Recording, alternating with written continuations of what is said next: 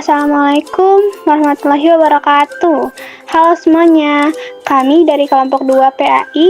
Dalam tugas video pembelajaran kali ini, kami akan menjelaskan tentang bermain medsos menurut ajaran agama Islam. Sebelum masuk ke materinya, perkenalkan nama saya Sabrina Salsabila. Halo, nama saya Tiara Mitra Fadilah. Halo semua, perkenalkan nama saya Muhammad Denis Adewa. Halo semuanya, nama saya Sumaisi Sabati. Halo semuanya, nama saya Lingga Badra Indrawan.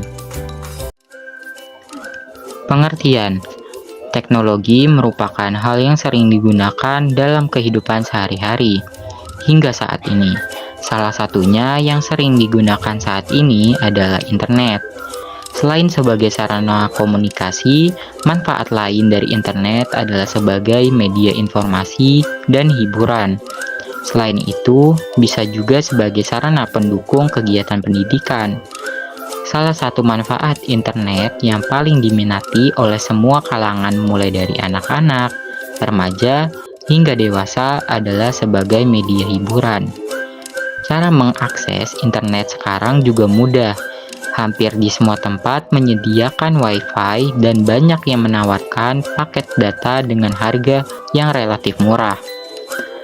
Media sosial adalah sebagai sarana yang digunakan oleh orang-orang untuk berkomunikasi, berinteraksi dengan cara menciptakan, berbagi, bertukar informasi, ide, berita, gagasan dalam jaringan, dan komunikasi virtual. Dalam ajaran Islam, media sosial digunakan untuk syiar amar ma'ruf nahi mungkar yang menjamin dan mengatur kebebasan berekspresi mengemukakan pendapatnya. Adab. Yang pertama, mencari informasi yang bermanfaat. Dalam menggunakan media sosial, seharusnya kita memanfaatkannya dengan bijak dan positif. Salah satunya dengan menjadikan media sosial sebagai sarana untuk mencari informasi dan pengetahuan yang bermanfaat. Rasulullah Shallallahu Alaihi Wasallam bersabda, "Barang siapa menempuh satu jalan cara untuk mendapatkan ilmu, maka Allah pasti mudahkan baginya jalan menuju surga." Hadis riwayat Muslim. Nomor 2, tabayun. Sebagai seorang muslim, kita harus bersikap tabayun terlebih dahulu dalam menerima informasi atau berita. Hal ini perlu dilakukan untuk meminimalisir kesalahan informasi atau berita yang tidak bisa dipertanggungjawabkan. Seperti dalam firman Allah pada surat Al-Hujurat ayat 6. Hai orang-orang yang beriman, jika datang kepadamu orang fasik membawa suatu berita, maka periksalah dengan teliti agar kamu tidak menimpakan suatu musibah kepada suatu kaum tanpa mengetahui keadaannya yang menyebabkan kamu menyesal atas perbuatanmu itu. Quran Surat Al-Hujurat ayat 6. Yang ketiga, tidak menebarkan kebencian dan berita palsu. Ujaran kebencian dan menyebarkan berita palsu termasuk ke dalam akhlak yang tercela yang bertentangan dengan ajaran Islam. Allah Subhanahu wa Ta'ala berfirman, "Sesungguhnya yang mengada-ngadakan kebohongan hanyalah orang-orang yang tidak beriman kepada ayat-ayat Allah, dan mereka itulah orang-orang pendusta." Quran Surat An-Nahl ayat 105.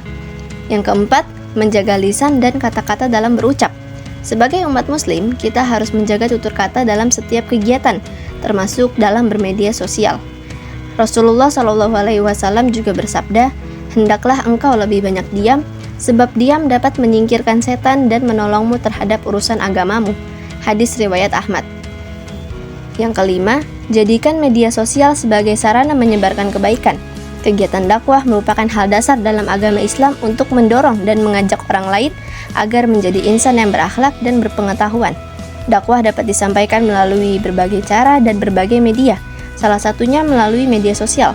Maka dari itu, hendaklah kita memanfaatkan media sosial sebagai sarana untuk berdakwah dengan cara berbagi konten yang positif dan menebar kebaikan. Yang keenam, mengimplementasikan sosial media dengan bijak, baik dan benar. Gunakan peluang yang ada sebagai sarana positif. Yang ketujuh, sebagai sarana untuk menyampaikan informasi dengan benar. Yang kedelapan, menghindari prasangka suudzon atau buruk sangka, ghibah, dan fitnah. Yang kesembilan, sebagai sarana untuk meneliti fakta, melakukan cross-check sebelum berpendapat. Berita hoaks banyak tersebar di media sosial untuk mencari popularitas dan like.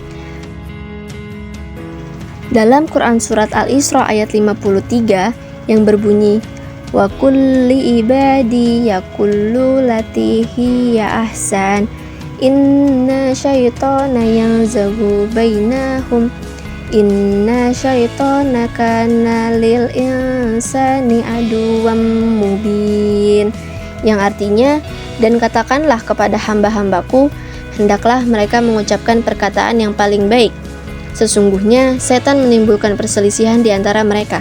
Sesungguhnya setan adalah musuh yang nyata bagi manusia. Yang ke-10, menghindari adu domba. Yang ke-11, bijak dalam bermedia sosial.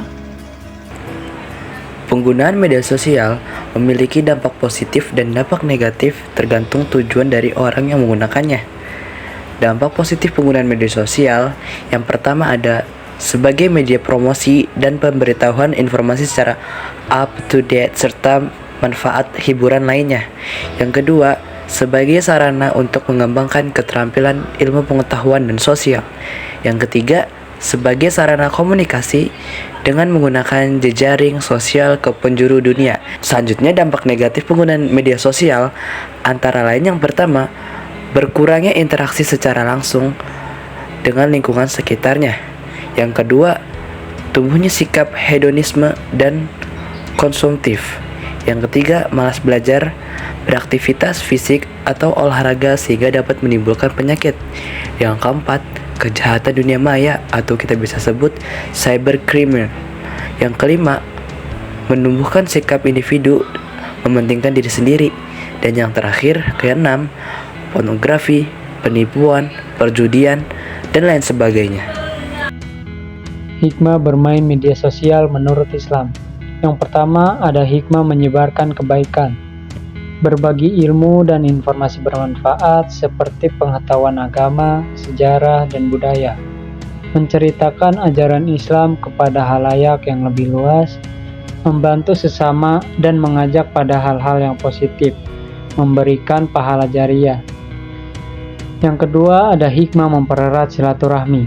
Tetap terhubung dengan keluarga dan teman meskipun berada jauh secara fisik, terjalin hubungan yang harmonis dengan sesama.